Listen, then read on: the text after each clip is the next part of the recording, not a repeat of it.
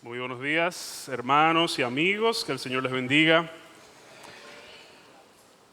Es un gozo siempre estar en la casa del Señor, cantar, escuchar su palabra, orar juntos. Y ahora les invito a que abran sus Biblias en Génesis capítulo 11, discúlpenme, versos del 1 al 9.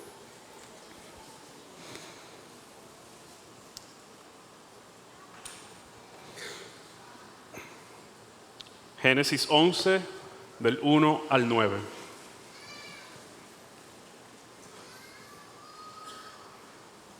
Me propongo en esta mañana compartir el tema Redimiendo Babel. Leo, verso 1. Toda la tierra hablaba la misma lengua y las mismas palabras. Según iban hacia el oriente, hallaron una llanura en la tierra de Sinar y se establecieron allí. Y se dijeron unos a otros: vamos, fabriquemos ladrillos y cosámoslos bien. Y usaron ladrillo en lugar de piedra y asfalto en lugar de mezcla. Luego dijeron: vamos, edifiquémonos una ciudad y una torre cuya cúspide llegue hasta los cielos, y hagámonos un nombre famoso, para que no seamos dispersados sobre la superficie de toda la tierra. Pero el Señor descendió para ver la ciudad y la torre que habían edificado los hijos de los hombres. Y dijo el Señor: son un solo pueblo, y todos ellos tienen la misma lengua. Esto es lo que han comenzado a hacer, y ahora nada de lo que se propongan hacer les será imposible.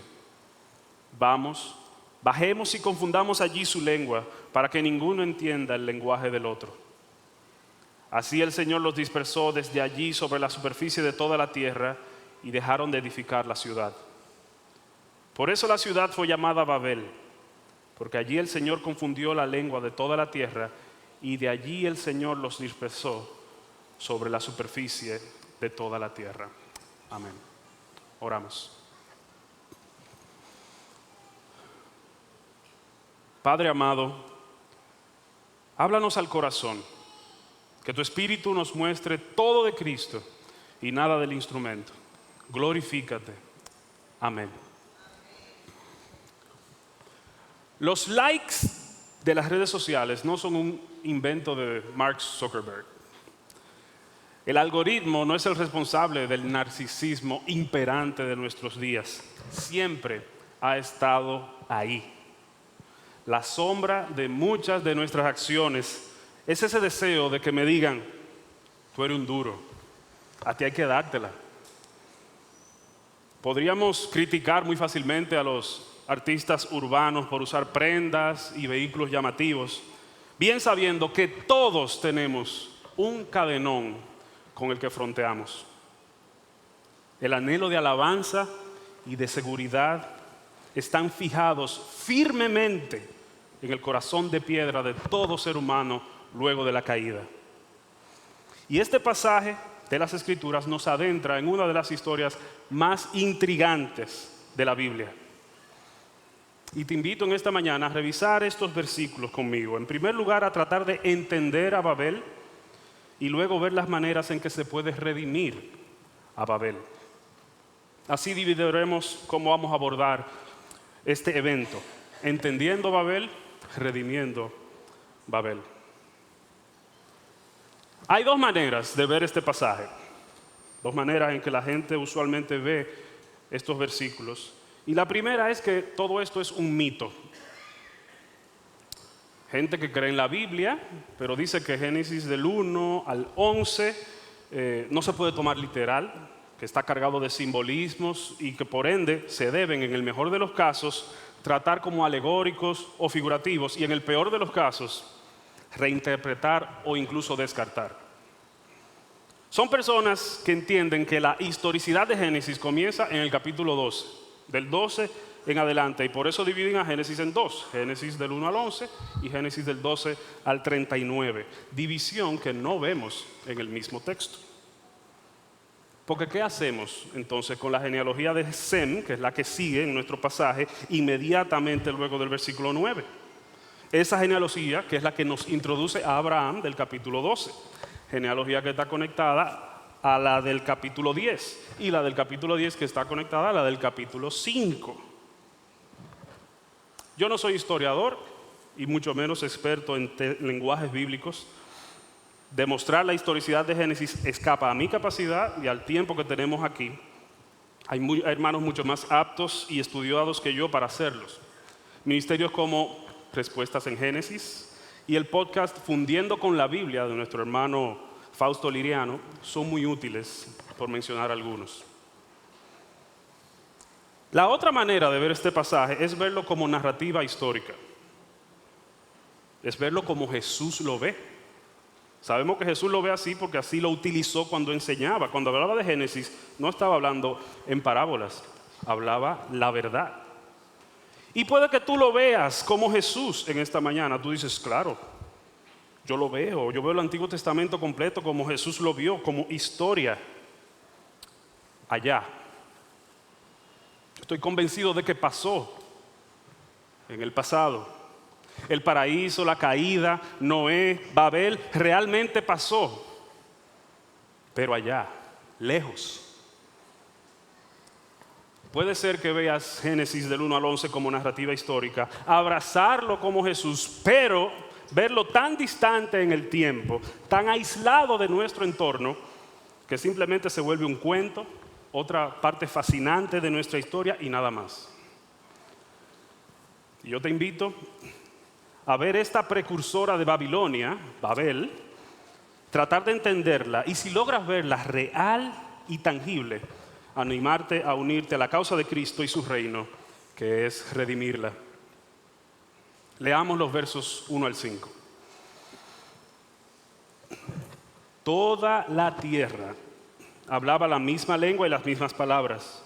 Según iban hacia el oriente, hallaron una llanura en la tierra de Sinar y se establecieron allí.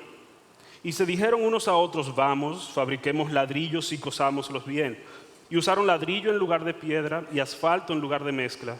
Luego dijeron, vamos, edifiquémonos una ciudad y una torre cuya cúspide llegue hasta los cielos y hagámonos un nombre famoso, para que no seamos dispersados sobre la superficie de toda la tierra. Pero el Señor descendió para ver la ciudad y la torre que habían edificado los hijos de los hombres. Vemos aquí una lengua, un asentamiento y una iniciativa. El verso 1 dice que solo había una lengua. ¿Cómo así una lengua? Porque no dice ahí mismo Génesis 10:31 que había varias lenguas y varias naciones. Bueno, esto es lo que denota que el capítulo 11 no está exactamente cronológicamente inmediato a todo lo que se narró en el capítulo 10.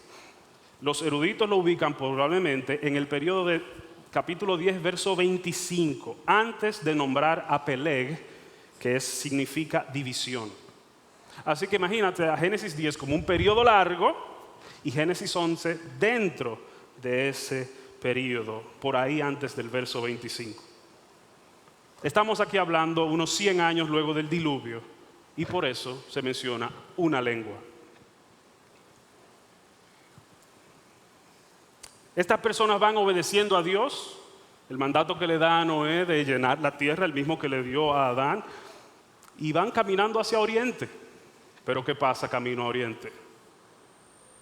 Hallaron una llanura en la tierra de Sinar y se establecieron allí, un asentamiento. Una llanura atractiva, cómoda, con todo lo necesario. El único problema de la comodidad es que hasta esa bondad de Dios la podemos convertir en un ídolo. Las bendiciones se pueden volver un problema de este lado de la eternidad. Dios le había regalado esa llanura, podían asentarse. El problema fue después. Vemos aquí una iniciativa. Y se dijeron unos a otros, se les ha ocurrido esto, escuchen. Vamos, fabriquemos ladrillos y cosámoslos bien. Y usaron ladrillo en lugar de piedra y asfalto en lugar de mezcla. Y dijeron, vamos, edifiquémonos una ciudad y una torre cuya cúspide llegue hasta los cielos. Y hagámonos un nombre famoso para que no seamos dispersados sobre la faz de toda la tierra. En primer lugar vemos que esta iniciativa fue enérgica. 2 veces el grupo de gente tenía ese ímpetu de decir, vamos, vamos. Esta nueva idea era una convocatoria, no era una simple sugerencia.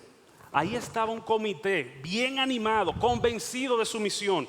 Vamos, vamos. No solamente era una iniciativa enérgica, sino también que era una iniciativa innovadora.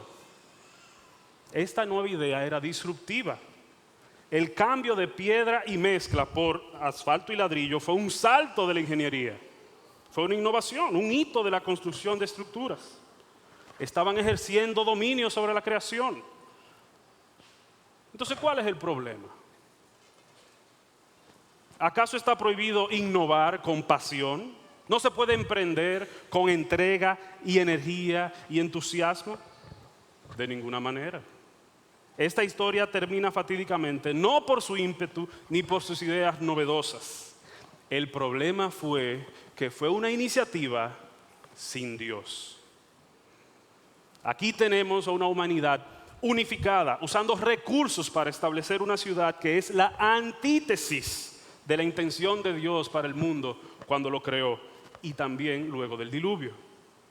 Génesis 9:1 le dijo Dios a Noé y a sus hijos: sed fecundos y multiplicaos y llenad la tierra. Y esta gente lo que dice: vamos camino a oriente, mire esta llanura, vamos a quedarnos aquí y no vamos a obedecer ese mandato.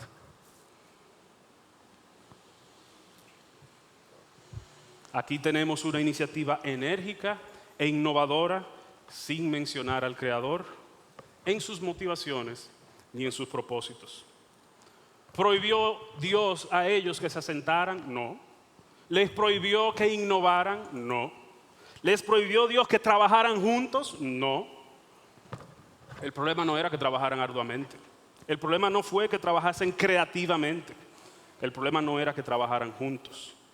El problema fue que cambiaron al Señor por otro Dios, sus deseos. Vemos en este pasaje cuáles eran sus deseos. Y esos deseos lo llevaron a actuar, y ese actuar no estaba alineado al propósito de Dios. Su deseo, vemos en el verso 4, era de seguridad y de alabanza. Y dijeron: vamos, edifiquémonos una ciudad y una torre cuya cúspide llegue hasta los cielos, y hagámonos un nombre famoso para que no seamos dispersados sobre la faz de toda la tierra. Deseaban seguridad, actuaron edificando una ciudad con el propósito de no ser dispersados. Deseaban alabanza, actuaron edificando una torre cuya cúspide llegara hasta los cielos con el propósito de hacerse un nombre famoso. Querían lograr tener algo duradero, seguro, y algo impresionante, nombre famoso, para romper ojos y para sentirse seguros. Gracias a Dios que esa etapa de la humanidad fue superada. Eso sucedía en Babel. Cosas del pasado. Eso no sucede ya.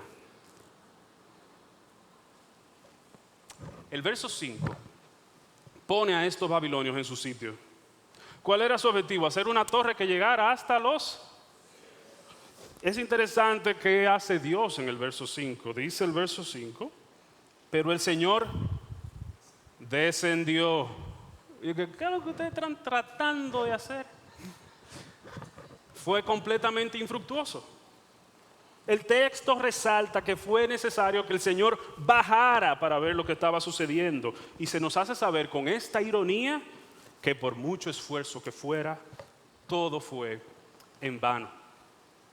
Entonces, entendiendo a Babel, lo que ha sucedido en este episodio es mucho más significativo que la poca extensión de él que tenemos en la Biblia. Es un intento infructuoso de superación. Babel es futilidad, caos y confusión, que resulta de un caminar sin Dios, una humanidad fallida que persigue los propósitos que sus deseos le dictan.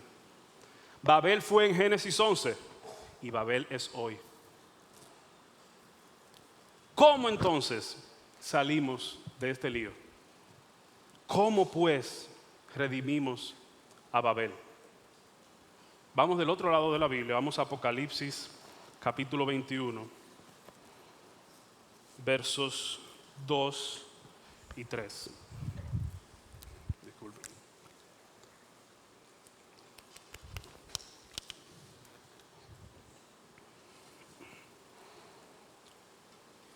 El apóstol Juan aquí está denotando cielo nuevo, tierra nueva, y dice el verso Dios que él vio la ciudad santa, la nueva Jerusalén, que descendía del cielo, de Dios, preparada como una novia ataviada para su esposo. Entonces oí una gran voz que decía desde el trono: el tabernáculo de Dios está entre los hombres, y Él habitará entre ellos, y ellos serán su pueblo, y Dios mismo estará en ellos. La única manera de redimir a Babel es despoblarla y correr a esta ciudad santa, la nueva Jerusalén. Para redimir a Babel no solamente hay que rechazarla, sino también hay que apropiarse de la antítesis de ella, la ciudad de Dios. El anhelo del corazón de todo creyente no es Babel, es la ciudad de Dios. Y algo debe quedar bien claro: de Babel no se sale, de Babel te sacan. De Babel te sacan. Dice Colosenses 1:13 el apóstol Pablo: porque Él nos libró del dominio de las tinieblas y nos trasladó al reino de su Hijo amado, en quien tenemos redención por su sangre, el perdón de los pecados. Tiene que bajar Dios mismo para quitarnos el mal edificar. Gloria a Dios, que Él interviene y cumple sus propósitos. No ven en la historia, incluso para la gente mala, Dios los dispersó y los puso en su voluntad. Les dijo: este es mi plan para la humanidad. Les desbarata esa torre y le dice: la civilización se forma llenando la tierra y sojuzgándola.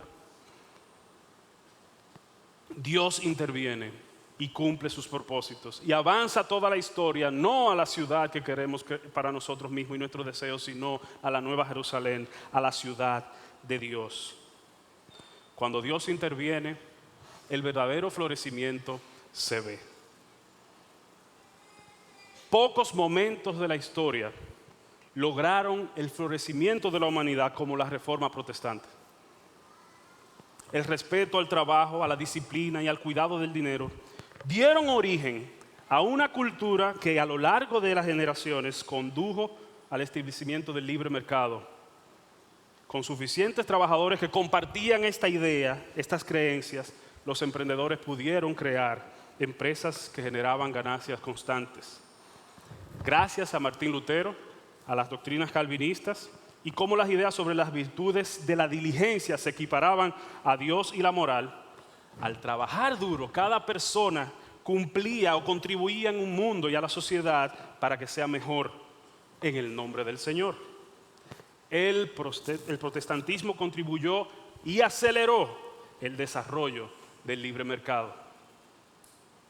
Sin embargo, pocos años después, estas connotaciones piadosas que habían luego de la Reforma desaparecieron en gran medida.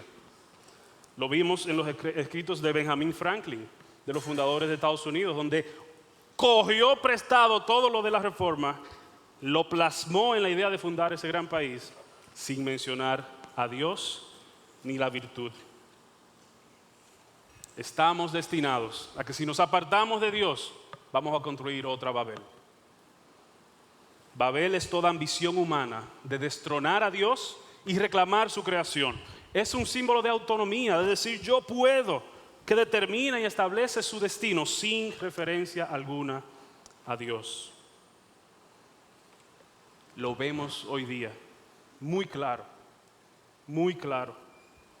Muchos simplemente presencian el caos, presencian la confusión, presencian la futilidad de esta humanidad y en lugar de ponderar sus caminos, en lugar de evaluar sus vidas y correr en arrepentimiento, lo que hacen es construir otra torre. Hoy en día hay múltiples intentos de emular a Babel, cambiando al Dios verdadero por el Dios de sus deseos. Les voy a mostrar algunas. Me estoy asistiendo del libro Cómo viviremos ahora, de Charles Colson y Nancy Pearcey, donde vemos algunas maneras en que Babel trata de autorredimirse levantando otra torre. La primera es la torre progre. Las torres que se emergen por abrazar las teorías de liberación. Todas las ideologías de liberación que hay en el mercado de ideas hoy día son variaciones de un mismo tema, que ha predominado en Occidente desde el siglo XIX. La historia avanza hacia una consumación gloriosa. Es el gran mito de la escalera eléctrica, de que al ser humano simplemente hay que dejarlo y que vamos a llegar a esa utopía terrenal fruto del esfuerzo y del ingenio humano.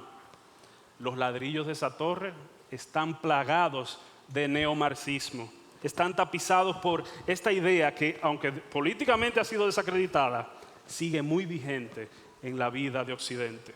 Eso ha nacido como este multiculturalismo, la corrección política, la narrativa oprimido-opresor sigue siendo una de las formas influyentes de falsa salvación.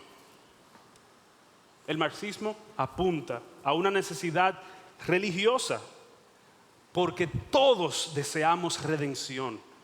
Eso está en el corazón del ser humano. Nos toca a nosotros, en especial los jóvenes, abrir los ojos. Esta torre ya va alta. También está la torre de la ciencia, o de la falsa ciencia, el evangelio de la evolución. La idea de crear una raza nueva y mejorada es un componente clave de muchas formas de utopismo científico. Es la salvación por medio de la genética, la creación del hombre nuevo mediante manipulación genética. Hay otro grupo que dice, a mí no me gusta mucho eso, no apoyo tanto la evolución del Homo sapiens al Homo Deus, y en lugar de buscar otra forma de salvación, simplemente trasladan el mito de la escalera eléctrica a una galaxia diferente. Literal, aunque usted no lo crea. Son gente que piensan, dado que la Tierra está sumida en contaminación, guerra y otras patologías, es probable que nos destruyamos a nosotros mismos antes de que la evolución pueda llevarnos a una etapa superior. Y la búsqueda incansable de seguridad fuera de Dios hace que mentes brillantes, humanamente hablando, descansen en torres de aberraciones. Un ejemplo fue Stephen Hawking. Él estaba convencido de que la evolución no va a mejorar la raza humana con la suficiente rapidez que necesita. Entonces dice él que necesitamos que venga alguna vida extraterrestre que nos salve. Hagamos una torre, dice Hawkins. Dice Hawkins que nuestra esperanza, o decía Hawkins, es conectar con seres de otra parte del universo, una civilización de extraterrestres que hayan evolucionado con éxito a una etapa más avanzada y puedan ayudarnos. Es simplemente un sueño, el mismo sueño que puede ser despertado con las Escrituras. ¿Quién no vino desde el cielo, fuera de este mundo, a suplir la necesidad que todos tenemos de salvación? Jesucristo, el Hijo de Dios. Lo que pasa es que nuestra necesidad de autonomía, nuestra soberbia de que nosotros sí podemos, nos hace llegar al ladito de Sión y darle las espaldas al Salvador.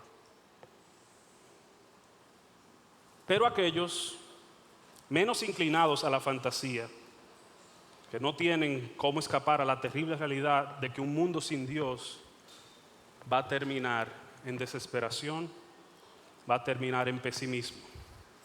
Entonces se levanta la torre del posmodernismo. Es esa torre que vivimos hoy en día. Ven que el progresivismo y la ciencia no les pueden dar respuestas y lo que dicen, no, ya todo es relativo. Ya la realidad es como tú la veas. La razón y la verdad no tiene ninguna objetividad. Por ende, en el pináculo de esta torre hay gente como Ernest Hemingway, quien un domingo de verano cargó su arma favorita, se sentó en el vestíbulo de su casa, se puso el cañón en la boca y aló el gatillo. ¿Neurótico? ¿Enfermo? No necesariamente. Él simplemente vivió el posmodernismo con integridad. Dada a su visión del mundo, la acción de Hemingway fue eminentemente lógica. Después de todo, si la vida carece de sentido y la desesperación acecha como un león a la puerta, la mejor opción podría ser escapar heroicamente en sus propios términos. Y uno pensará, oye, tiene que haber un stop a esto. Si ya tú llegas al callejón sin salida de la desesperanza, que hombres y mujeres ya fueron a la ciencia, fueron a ese progresivismo insano y no encuentran respuesta, bueno, deben de ser impulsados a regresar a su Creador. No, por desgracia no es así. Si bien es cierto que nuestros corazones no encuentran paz hasta que descansen en Dios, el instinto humano es huir de Él.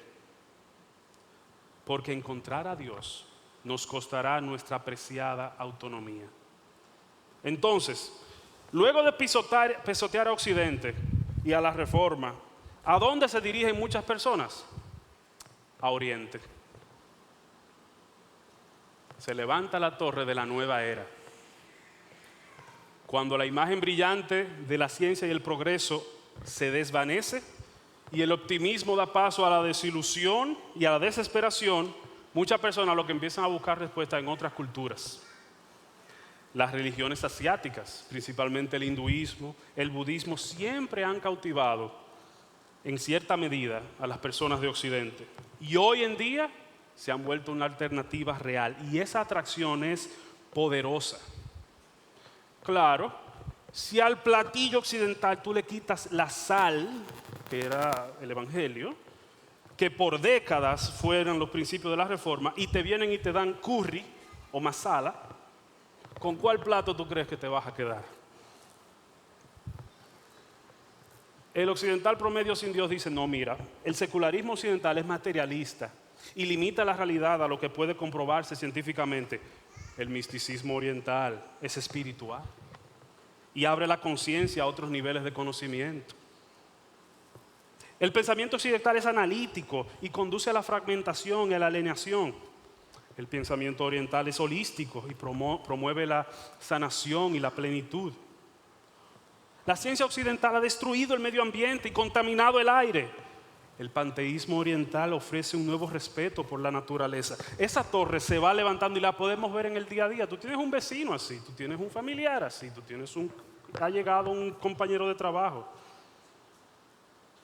El que ve la religión como simple terapia, a cualquier disparate le levanta una torre. Y es por eso que el panteísmo levanta cabeza en cada generación. Dijo C.S. Lewis que la religión en la que caemos naturalmente, aparte de la revelación divina, es esa actitud del panteísmo. Es el único oponente realmente formidable del cristianismo. Ahora, aclarando y resumiendo, el cristiano no se opone al progreso, se opone al progresismo como pseudoevangelio. El cristiano no se opone a la ciencia, se opone a su uso fuera de la ética divina. El cristiano sí se opone al posmodernismo porque defiende la verdad y por ende se opone a una espiritualidad sin Jesús porque Jesucristo es la verdad. Los verdaderos progresistas somos los discípulos de Jesús. La teología bíblica nos enseña que nuestra historia es parte de la gran historia, la cual avanza, la cual progresa hacia el reino de Dios. Pero mientras tanto, es aquí donde vivimos. Esta Babilonia permea la cotidianidad de nuestro siglo. Lo vas a ver a diario. Y espero que ahora lo veas con estos ojos. El vecino progre, el colega posmoderno, ese vecino que es espiritual pero no religioso, simplemente está emulando a Babel. Los emuladores de Babel prometen la erradicación de todo mal. Pero si algo sabemos por las Escrituras, y lo veíamos los caballeros hace unos sábados, es que la depravación no puede erradicarse por nuestro esfuerzo. La depravación no puede erradicarse mediante la educación, ni por un mejor entorno, ni por el conocimiento de uno mismo, ni por la fuerza de voluntad. Yo te voy a enseñar cómo se erradica la depravación. Volvamos a Génesis, ahora capítulo 12. Génesis 12, verso 2.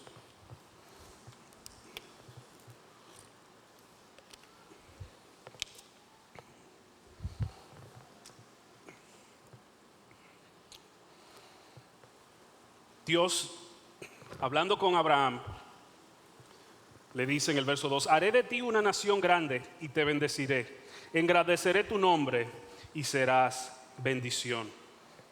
Aquí tenemos la promesa de Dios a Abraham. Haré de ti una nación grande, te bendeciré y engrandeceré tu nombre. Algo muy chocante, porque hace un capítulo atrás, en Babel, lo que la gente quería era grandeza también, seguridad, alabanza. Querían hacer algo permanente y algo que impresione. Querían tener algo único para romper ojos. Y aquí Dios le está diciendo a Abraham, tú sabes que yo te engrandeceré. ¿No es eso contraproducente? Ese es el objetivo de Dios, como vimos en Apocalipsis 21. Lo que pasa es que no es a nuestra manera. Cuando lo hacemos a nuestra manera, nosotros la dañamos. La depravación no la podemos resolver nosotros. Vamos a ver esto de manera cronológica. Génesis 1, en Edén, sean fecundos y multiplicados, llenad la tierra. Génesis 3, desobedece. Ok, está bien. Dios le dice, se te va a complicar el asunto con estas maldiciones, pero el plan de llenar la tierra sigue en pie. No solo se complicó, es un diluvio que hay que mandarle. Le dice a Noé en Génesis 9, sed fecundos y multiplicados, poblad en abundancia la tierra y multiplicaos en ella. Tarán, Génesis 11, Babel. En Génesis 12, Dios viene y le dice a Abraham prácticamente, ¿tú sabes qué? Déjame eso a mí. Déjame eso a mí. Yo haré de ti una nación grande, yo te bendeciré, yo engrandeceré tu nombre y serás bendición. Oh, anhelamos la ciudad santa de Dios, cuyo nombre es engrandecido no por un autoexamen egocéntrico, sino por el poder de Dios. Abraham le está diciendo, yo no se lo puedo dejar a ti, no se lo pude dejar a Adán, no se lo pude dejar a Noé. Mire este reguero de gente en Babel, yo lo haré. Esa ciudad de Apocalipsis está llena de grandeza por el poder de Dios. Por un lado, podemos ver al ser humano privando en autosuficiente, transportando los materiales para construir su ciudad. Todo mientras canta el himno, engrandecido sea yo. Tú eres un duro, a ti hay que dártela. Por un lado podemos ver el hombre que se cree autónomo, a ti y a mí, cargando ladrillo bien cocido y asfalto por su ciudad, erigiendo una torre segura e impresionante. Y por otro lado, vemos al Hijo del Hombre cargando la cruz fuera de la ciudad, erigiéndose él mismo como torre fuerte, nuestra roca eterna, abierta para lograr una hazaña 10,000 veces más segura, permanente e impresionante, la salvación de los suyos. Haré de ti una nación grande y te bendeciré y engrandeceré tu nombre y serás bendición. Abraham tenía muy poca cosa. Él dejó su tierra y su parentela. De casualidad tenía con lo que él andaba, pero él tenía lo que más necesitaba, la promesa de Dios y fe en esa promesa. Es todo lo que tú necesitas para alcanzar la grandeza. ¿Qué aprendemos de este pasaje? A mis hermanos, vivimos en un mundo afligido por división y confusión. Estamos en Babel, hermanos, y somos heraldos de la reconciliación. Se supone que somos embajadores de Shalom. ¿Cómo se ve eso en el día a día? En primer lugar, Babel se redime con buena memoria. No podemos dar por sentado las misericordias de Dios. Sí, ellas son nuevas cada mañana. Aquí aprendemos que estamos a unas décadas de descarriar a todo un pueblo.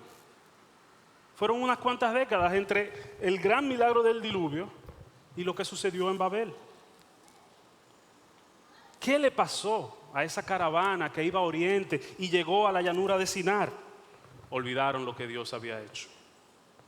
Dar por sentado las misericordias de Dios te pone en riesgo del caos, la dispersión, la apostasía y la ruina. Lo vimos aquí en la tierra de Sinar y lo vemos hoy en Europa occidental. El secularismo, hermanos, ha tirado sus semillas en nuestro patio. No nos descuidemos y hablemos a la siguiente generación venidera del poder de Dios, de sus proezas y de las maravillas que ha hecho. En segundo lugar, Babel se redime con humildad. ¿Qué hubiese pasado en Sinar si un remanente hubiese recordado la misericordia de Dios? O tal vez lo hubo, pero se quedaron en silencio. ¿Qué hubiese pasado si se levanta alguien lo suficientemente valiente y humilde como para frenar esos deseos desordenados? No sabemos. Son especulaciones. Pero hermanos, nosotros tenemos esa tendencia de ubicar llanuras para sentarnos como si no fuésemos peregrinos y extranjeros. Y no estoy hablando de una tierra física. Si usted quiere su tierrita, compre su tierrita. Esta llanura a la que yo me refiero es esa libertad que nos da el Creador y la usamos para nuestros deseos. Es esa tendencia pagana de sectorizar las cosas. La mentalidad que había, no, mira, una cosa es el trabajo y otra cosa es la iglesia.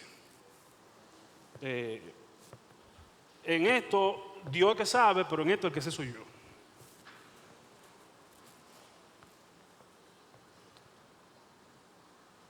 En palabras de A.W. Tozer, a menudo tratamos a Jesús de la forma en que Saúl trató a David. David me cae bien. Queremos que mate gigantes, que cante espíritus malignos, pero no queremos que sea rey. Que Dios haga lo de él, que yo hago lo mío. Esa es la actitud de muchos. No, la fe cristiana es más que una teoría, más que un sistema o un simple marco teórico. No es solo eso, es un modo de vida que lo consume todo, aplicable de manera robusta, no superficial, robusta a cada minuto de todos los días de nuestras vidas. Cuando te llegue esa idea de negocio, ese emprendimiento nuevo, esa innovación en la que ocupar tus manos y tus esfuerzos, asegúrate de responder a la pregunta ¿por qué? ¿Para quién? ¿Cuál es mi deseo? Y esto, más que un freno para emprender, ha de ser un estímulo para innovar enérgicamente. Dice Liel Lebowitz en un artículo para la revista First Things, titulado Lo que ChatGPT no puede hacer.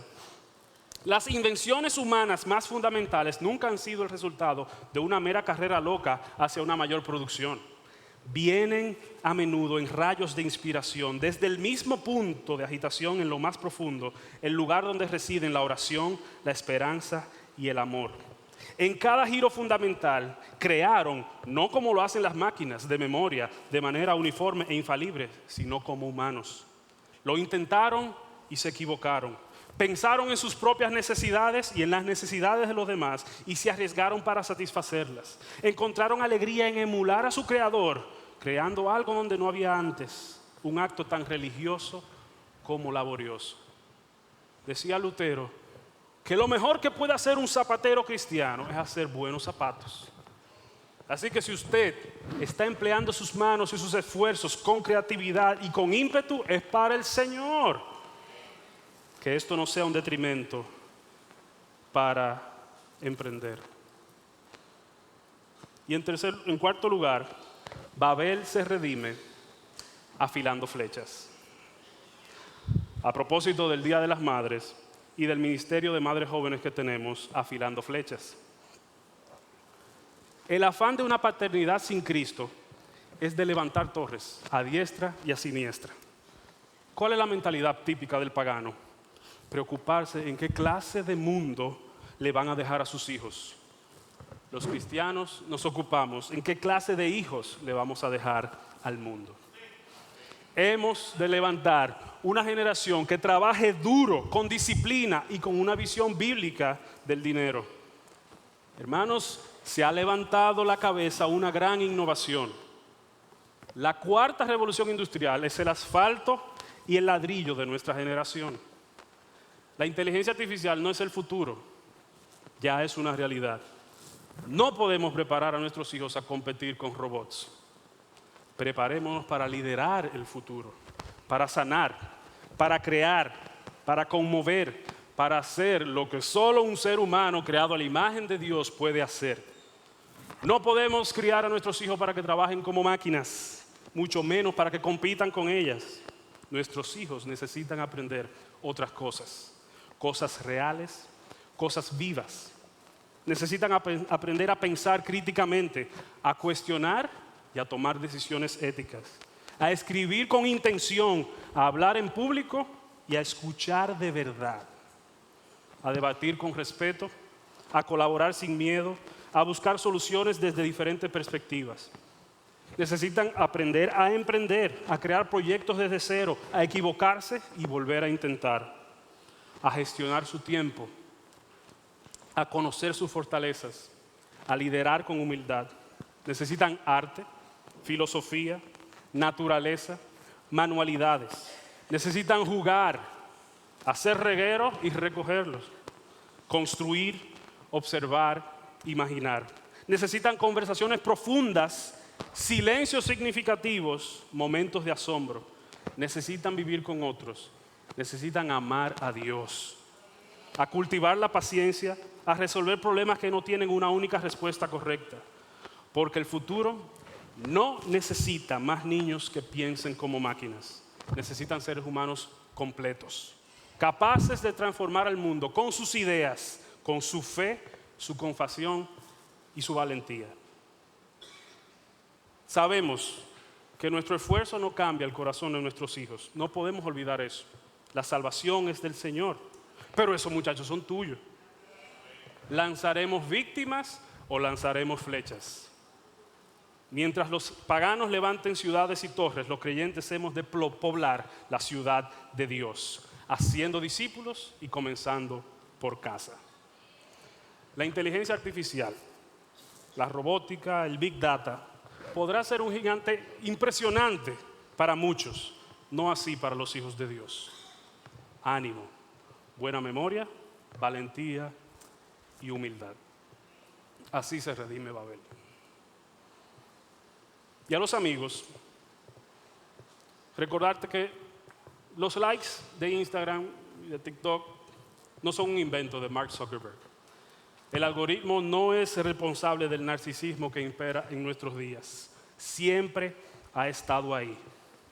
La sombra de muchas de nuestras acciones es ese deseo de que me digan, tú eres un duro, a ti hay que dártela. Deja de exaltarte a ti mismo. Deja de entronizar tu ego. No inviertas en arena. Huye de Babilonia. Libérate de esa búsqueda infructuosa de seguridad y de alabanza. Corre hacia la ciudad de Dios. Clama a Dios diciendo, sácame de aquí, que solo yo no puedo. Y Jesús, el Hijo de Dios, Él mismo, por la fe, puede ser tu abogado de inmigración, affidavit y pasaporte para residir en la ciudad de Dios. Dice Proverbios 8:10, el nombre del Señor es torre fuerte. A ella corre el justo y está a salvo. Ven a Él. Oramos. Padre Santo, venimos en arrepentimiento porque hemos pecado. Hemos cavado cisternas rotas que no retienen agua. Hemos buscado refugio fuera de ti. Recuerda nuestras almas quién es su Señor. Renueva el gozo de nuestra salvación. Recuérdanos que solo tu nombre es torre fuerte, que solo en Cristo hay seguridad. A ti, solo a ti sea la alabanza en tu iglesia, en Jesucristo. Amén.